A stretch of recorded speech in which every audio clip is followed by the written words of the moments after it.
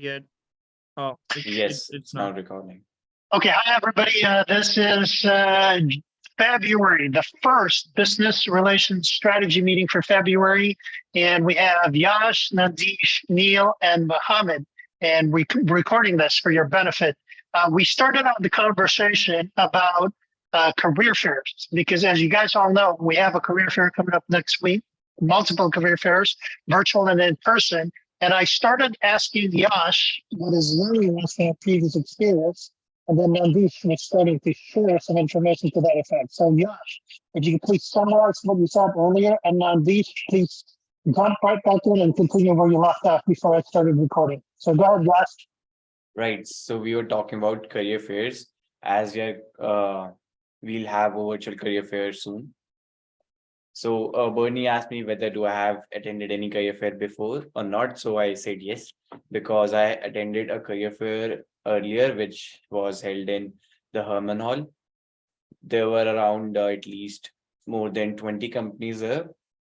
And so Bernie was asking me the things which I did were right or wrong. So I guess I didn't do anything right there, but I know what I did wrong. So firstly, I was just doing the same thing which everyone else was doing, nothing really special. And I was just dropping off my resumes everywhere instead of actually leaving my mark on them. Leaving a mark. And I think Nandish was starting to tell you how you could leave a mark. So, go ahead, Nandish. Yes. Yeah, so generally what I do is before going to the career fair, target 5 or 6 companies, definitely not all the 20, or maybe if not 5, 6, let's say 10. Search everything about the company. Maybe there's a new certification, the new goals, the new achievements or something, and maybe write it on a paper or in a phone. And when you go to the company, like when you are in the line, you can just go through the notes and then you can talk to them. You of course introduce yourself, your major and everything, but then you can directly jump on that you saw that the company got these certifications or they achieved this new goal. And maybe you can also say that you are also looking for very something similar, like you are also trying to practice something similar that they have already achieved. And you can ask them like what did they do right to get everything on the point. And by this way you can start the conversation. And once the conversation is started, the guy or the girl will always remember you when she or he reads your resume, when she goes back or when she or he goes back to the company. So he or Okay. she won't remember you if you just give out your name, but if you have like discussed something, you definitely remember him or her, right? Yes, totally. Especially if you talked about their company. So that was awesome that Nandish gave you the information. Number one, it shows that you did research. Number two, it's kind of like calling somebody by their first name. In this case, you were talking about their company, their company. So from the human perspective, they'd be listening and they'd be like, oh, Yash actually knows about me, actually knows about my company. So you see why you would stand out taking that different approach versus what you did. What else do you see there, Yash? Also, I have one more thing to add. Generally, the company people ask you if you have any questions about the company. Just never say no. Try to get at least 1 or 2 questions, and just try to get information out of them. So they just remember you. That's it. What would be a good example of a question to ask, Nandish? Do you have like a favorite one or do you base it off of your conversation? What's your strategy? So my favorite question was basically asking, so what programming languages does the company use? And for the particular role, what other team would I be contacting with? So let's say my team is doing code in Python and I have to contact some other team. Let's say they are doing it in Java, so front end. So I just ask them like which team do I have to contact to, like other than my own team. So it's not just like you work on one team, you have to connect with other team too. So I generally ask them like, what other teams do you have and what team would I be contacting if I get this role. Very good. Okay. Questions, Josh? I've noted these things down and I'll surely try them in the upcoming virtual fair. Very good. Mohammed or Neil, any input into that question? So Yeah, I think Nandish covered everything pretty well. And yeah, that's it. Cool. Thanks, Neil. Thanks, Nandish. Mohammed, you were about to say something? Yeah, I just want to put up you a question. Like as you mentioned, like Ash said earlier, that everyone will be introducing their name, kind of thing, like following the same approach. The recruiter is unknown to us, the company is unknown to us. So it is valid to like introduce ourselves to the recruiter or the company representative. So what according to you that like will the step is like feasible or like not feasible kind of thing? I guess telling my name is visible, and like I was when I was standing there in front of executives, I was just going over my resume, which I shouldn't have done because I already have given them my resume and they can read it. Yeah, I think it's valid because like there are a lot of like students coming upon like and like they hardly have like 2 to 3 minutes to speak to a student. Exactly. So that's the thing, like you'll be messed up there again, like what to speak, what not to speak, that you'll forward your Right. and like please contact us. I think that's what happening here. Right. Yeah, exactly. Awesome. Thanks, Mohammed. The other thing to consider that could make you different during a career fair, especially if there are long lines, because the recruiters, the employees who are standing there, they're human beings also. They get tired. They've been standing all over. They haven't had breakfast. So thinking of them in the context of them being a human being doing a job would also set you apart. Right? Because everybody just followed in line, talked about job, hurry. And then somebody comes out of the blue and was like, oh, were you able to catch breakfast yet? You see how it's going to set you apart? Right. And you're addressing their humanity as a person versus as a possible employer or recruiter. You see how that's kind of like, well, number one, it's good because you're caring about another human being. But number two, it's definitely going to set you apart because nobody's probably thinking like that. Noted. Make sense? Yes, it does. Questions from anybody else? Other issues about career fairs from what you learned. I guess I was with you guys at my first career fair at Illinois Tech, which was last fall. So Nandish, Mohammed, Neil, anything that you want to share for the people jumping into this call and listening in? What were your big learnings that we could share that people could hear and kind of get them prepped for next week's activities? And then we'll jump into the activity for today.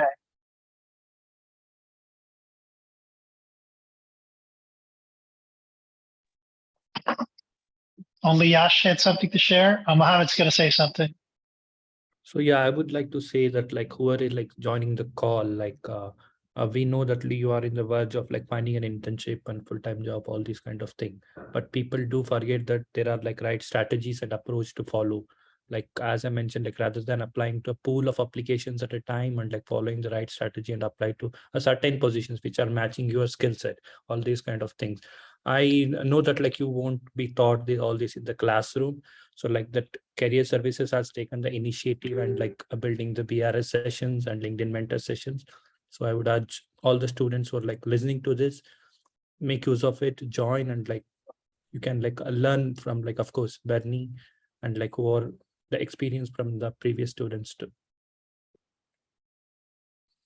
Cool. Thank you, Mohammed. And actually, on that note, let me share my screen really quickly because we shared something in the group earlier. And meanwhile, it gives you some more time to listen. Can you guys see my screen? So Yes, in the we can. LinkedIn group, I reposted this. And this was actually from the previous month that we had. the previous career fair. So we're saying that the student, Abrar, actually, he said, I asked them, what is the best description of an ideal candidate for the internship? So this student's strategy was, instead of being asked the question first, he asked them what they were looking for. So knowing what they're looking for, he was now able to frame himself with his experience and his background so that it fit their answer to what they were looking for. Do you see how that was a brilliant approach? Right. So that's one suggestion from another student. Cool. Other suggestions? Comments? No. All right. We're I going to have go a to the. question. Go ahead. So after the career fair, if we do not hear back from the recruiter or something, how many days would be ideal day to reach out to them again? Very good question. So after the career fair, the first approach I'm hoping is that you connected on LinkedIn. Would that be correct, Nandish? Correct. And of course, while connecting, we send them some message, like kind of cold connect message, not just Yes. connecting them. You're sending a cold connect message, but if I were you, I would note something, that experience or something that you spoke about. So if you send it as an email, then put that something in the subject. If you put it as a message, my message would be very short, but it would address that thing to remember you by. Because remember, you're trying to be different. Everybody's going to approach it as, yeah, my name is Yash Sharma. I spoke to you at the career fair, yada, yada, yada. You see how it's like the usual approach? But if I went to my connect message and said, hey, Bernie, I met you at the career fair. You spoke about you had 3 kids or something like that, that they would remember from the actual conversation, you definitely stand out. Got it. Okay. So the strategy is, remember something from your conversation or something that they remember you by, and use that as your initial your first short message, and then build on that. Okay. So I'll take the opportunity again by saying that the general framework of our messages is, number one, it's got to be very short. Okay. It's specifically short. Number two, it's very thoughtful in that it's designed so that you're expecting a response. Okay, because what you're doing is really laying the foundation for a back and forth conversation. That's why it's very short. And then it's designed so that you're expecting a response. And number three, don't make a request off the bat in your first message. Never, never, never make the request until you've established the relationship. Got it. Did I answer your question, Nandish? No, so actually my question was, Oh, like, yeah, sorry. after how many days should I contact them again after I have already sent one message? So if I don't hear back from them for, let's say, how many days should I contact them again? So is your message like what I suggested? Yes. So after the Okay. first message, how many days should I wait, ideally, Yes. before like reaching out to them again? So it's a very good question, Nandish, in that the answer is it's no different. The question to somebody at the career fair versus to somebody that you're reaching out cold, just in general. Rule of thumb, it's kind of dependent on the situation. If they post a lot, I would try to reach back out to them through the posting. If they don't post and then out of the blue, I would wait 2 days or 3 days. Actually, I want Mohammed to give an answer to this question. Mohammed, you know why I'm picking you, right? Yeah, I'm getting. Mohammed has a suggestion. Let's see what Mohammed says in response to Nandish. So yeah, like what I would do, like it depends. Like when you send a connection request on LinkedIn, so when they are replying, so that's what matters. Like if they're replying in 2 days, then we can reply to that particular thing. Okay, like she has like seen my message or he has seen my message, and this. And like one ideal question would be like asking them during the career fair, like if we tend to like share our resume and telling our like profile thing. So just we can put up a question like, when can we hear back from your side, kind of thing. Okay, it's good. You asked the question so that if they didn't respond, then it's okay for you to follow back up. But I want to take it back to Nandish's question. So Nandish already sent the message and he has heard nothing. So what do you suggest, Mohammed? So I think the ideal would be like, I think like 3 to 4 days. That's what 3 I to do. 4 days. 3 to 4 days, like just putting up, like asking them, like, hope you're doing well. Like, and this was like we had met during the career fair, like as you mentioned, put up some point like where the conversation had, and just like greeting them so that they tend to remember. They'll see the profile. Okay, we went to IIT career fair, so this was the person. Maybe like, of course, like he's following with the job application kind. Then they might update. So this happened to me in the previous career fair. Like one company came, the math company.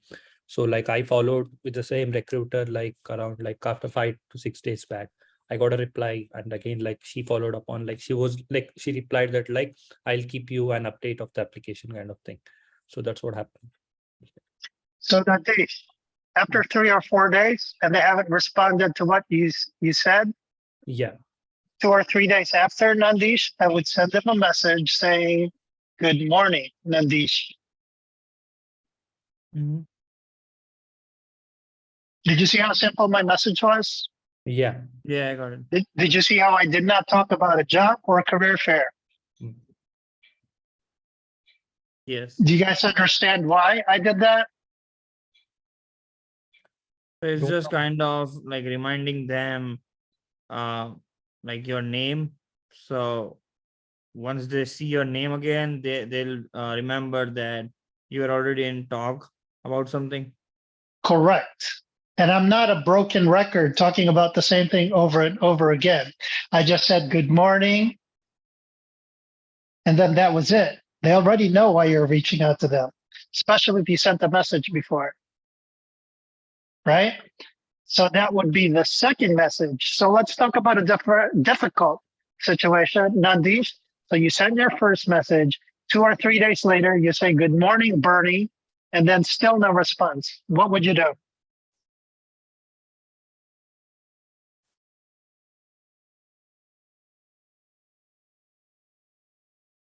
Thoughts? No thoughts?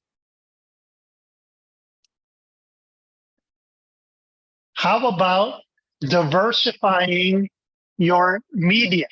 So let's just say this was LinkedIn message. They weren't responding unless to your 2 messages. When I say diversifying media, what could be another approach? Email. Exactly. You see how this is working out? They're not responding to LinkedIn messages. You already sent twice with the amount period. Another strategy would go to a different medium. In this case, Yash is suggesting email. So it's very good. So sending email follows the same design principles. It's very short. It's designed to get a response because you're laying a foundation for a conversation, and do not make a request. So what is different from an email that you don't necessarily have from regular LinkedIn I that you guess can take advantage of? LinkedIn is kind of a more conversational place instead of email is like kind of bit formal. It's kind of formal, but again, to your expectation, if people are expecting formal, how can I be different? I can treat it like LinkedIn. Okay, none of this is the right answer. Okay, I'm just giving you suggestions so you could vary your approach, because sometimes the way to stand out is not to act like what they're expecting. To Yasha's point, people are expecting email to be a bit more formal. Well, Right. guess what? I'm going to change it up. I'm going to be not formal. Okay. So the question I asked was, what could you take advantage of in email? Email has a subject line. LinkedIn doesn't, right? So in your subject line, I would always include their first name and then something quick. We already used good morning in the last message, Nandish.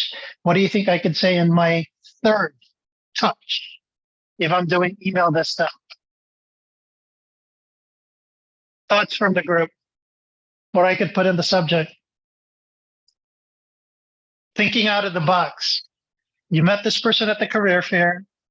You already had a first follow-up. You sent the second follow-up that said good morning. They're not responding. What can we do in the third as an email?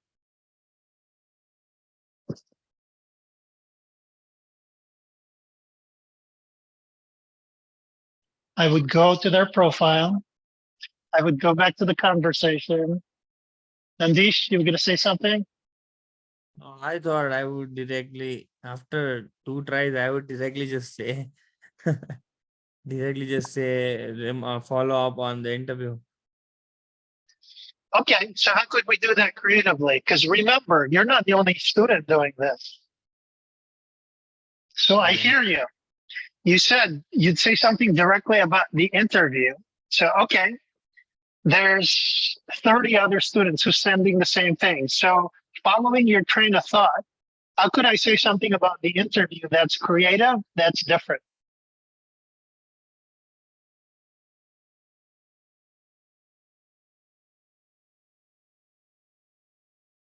Ideas.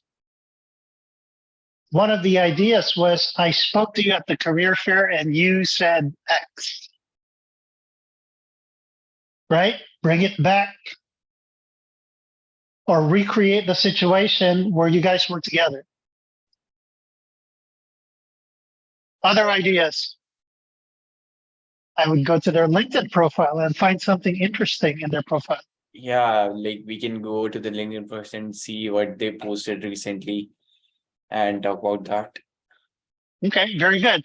How about related to Nadish's suggestion earlier about research on their company? How can I use that now in this email?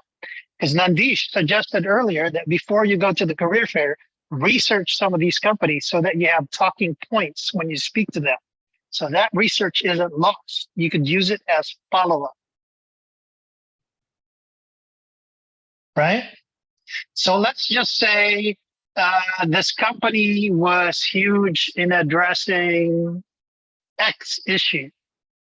Then in your email, you could say recruiter, assuming recruiter was the name, comma, and then kind of like give a short blurb about whatever the company is going through. Right? Let's just say they were about sustainability. So say something about sustainability, something short in your subject. Is that making sense, Nandish? Yeah. Okay, cool. Other reactions from Neil or Mohammed? Neil must be in class or something. He can't speak, but he's listening in. Mohammed, feel free to jump in. Yash, were you getting anything out of that? Oh yeah, I guess I like it's connecting the dots for me. Very good. Nandish, did I answer your original question? Yes, you did. I got it. Cool. So you see how it's like really just it's kind of like a dance is how I like to refer to this, even the interview or the back and forth. Because remember, we laid the groundwork for a back and forth. So it's kind of like dancing, right? If they're moving this way, you move this way. If they move that way, you move that way. And it's kind of like really dependent on the situation. If they haven't responded, maybe they're really busy, right? Because people are legitimately busy also. So maybe you could lay off on that. But again, it's dependent on what they told you during the career fair. If they told you to follow up or whatever. So what would be a good strategy outside of talking to that same person that you met?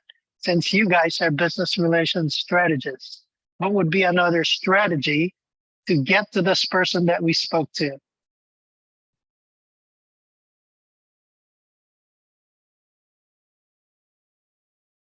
Hint. You guys need a hint? Mohammed, you were going to say something?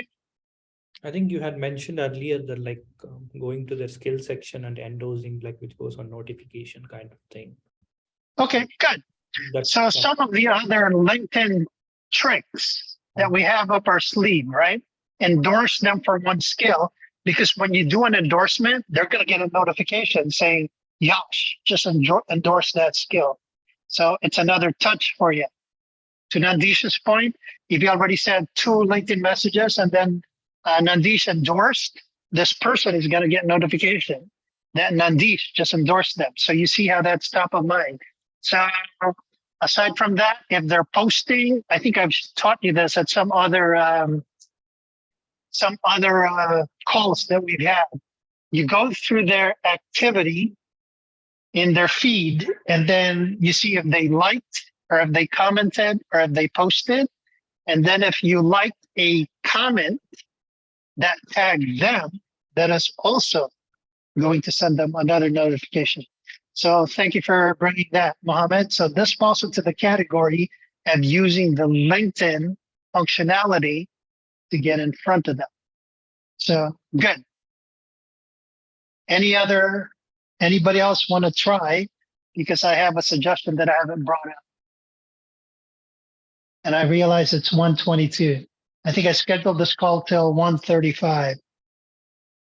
So Yash, we may not get to what you learned. You may have to share this as a message in the BRS chat, if that's okay with you. Yeah, sure. Okay. But this is quite some good conversation that we're having right now. We started out as a career fair, but it still relates to what you do as business relations strategists.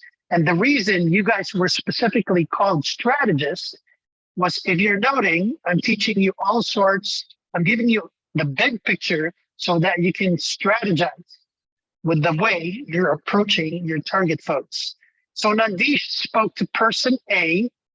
Nandish already followed up with person A, who Nandish met at the career fair. He already sent 2 messages, no response. He's already sending a 3rd email, no response. You guys ready for the next strategy? Yash is ready. This is part of why you want to search people on LinkedIn. So go look for that person that you spoke to, person A, and then go to LinkedIn in that same company, find other people who might work with person A. Right? So let's just say person A is from JP Morgan Chase. I would go to JP Morgan Chase in the Chicago area, hoping that person A was in the Chicago area. So in my search, I would say JP Morgan Chase. I would type in the person's name and then say Chicago and look for other people who work there. So instead of just connecting with person A, I could connect with person B. And in my connection request, I could say, hi, person B, my name is Nandish. I actually met person A at our career fair, period, as my first message. You see how I just opened up the doors? I'm not just stuck with person A now. I'm creating person B, person C. And sometimes, when you get to expand this, somebody's going to respond or somebody's going to resonate with you. Thoughts about what I just shared?